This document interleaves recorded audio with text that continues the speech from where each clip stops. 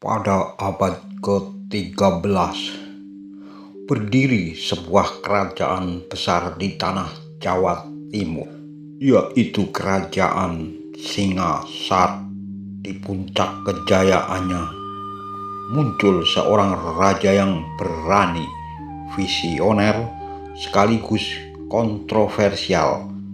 Dia adalah Kertanegara. Kertanegara naik tahta sekitar tahun 1268. Sejak awal pemerintahannya, ia bukanlah raja piak.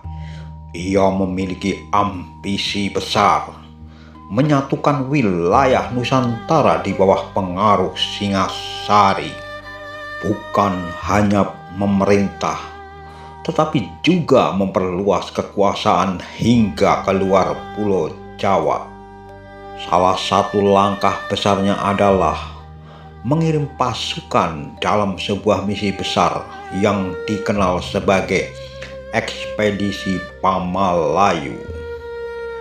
Tujuannya adalah menguasai wilayah Sumatera dan menjalin hubungan dengan kerajaan-kerajaan di sana. Ini menjadi bukti bahwa Kertanegara memiliki visi maritim yang jauh melampaui zaman. Namun, keberaniannya tidak terhenti di situ.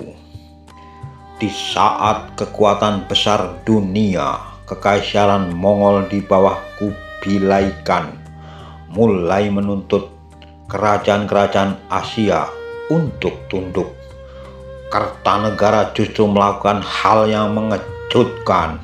Ia menolak bahkan dalam kisah yang terkenal, utusan Mongol yang datang ke Singasari dipermalukan.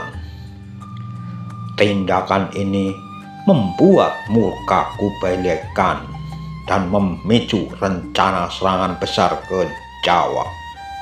Sayangnya, ancaman terbesar bagi Kertanegara justru datang dari dalam negeri sendiri. Saat sebagian besar pasukan Singasari sedang berada di luar Jawa untuk ekspedisi, seorang penguasa dari Kediri bernama Jayakatwang melihat peluang. Ia memberontak dan melancarkan serangan mendadak ke pusat kerajaan. Serangan itu terjadi pada saat yang tidak terduga. Istana Singasari diserbu ketika pertahanan sedang lemah. Dalam peristiwa tragis itu, Kertanegara dengan kematiannya berakhirlah kejayaan kerajaan Singasari. Namun, kisah ini belum selesai, karena dari kehancuran Singasari justru lahir sebuah kekuatan baru yang lebih besar. Seorang tokoh bernama Raden Wijaya yang masih memiliki hubungan dengan Kertanegara berhasil bangkit dari kekacauan. Ia memanfaatkan kedatangan pasukan Mongol yang sebelumnya dikirim untuk menghukum Kertanegara. Dengan strategi yang cerdik, Raden Wijaya justru menggunakan mereka untuk mengalahkan Jayakatwang. Setelah itu, ia berbalik mengusir pasukan Mongol dari tanah Jawa. Dari sinilah berdiri kerajaan besar yang kelak dikenal sebagai Kerajaan Majapahit.